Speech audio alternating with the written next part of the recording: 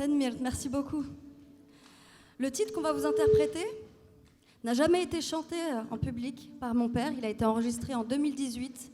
dans le cadre d'un album que Améziane Kézard a monté autour de chants païens ancestraux. Ce titre s'appelle Aglit Boemen.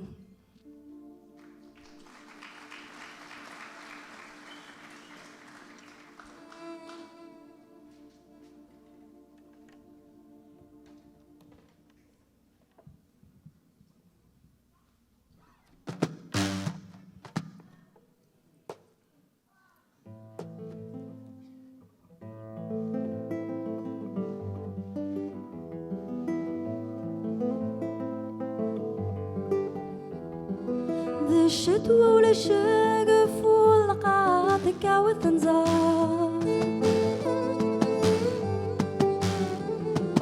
أكر السناوي تسد أسفل لباب العنسة أيا قلي ذاب ومن أيا نزال ازدغورا استيدكس في ثل غمدو ذاسي في اليغزار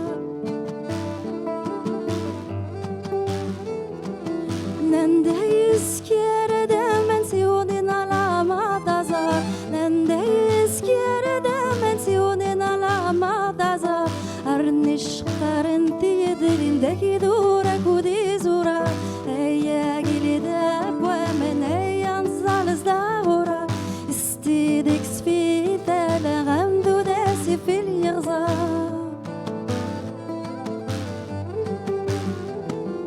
ذا الشتوى ولاش النش سفاذية تنزف وسخار ذا الشتوى ولاش النش سفاذية تنزف وسخار الرنش قرنتي يدرين داكي دورك ودي زورا أيا قلي ذاب ومن أيا نزال ازدغورا استيدكس في ثل غمدو داسي في اليغزار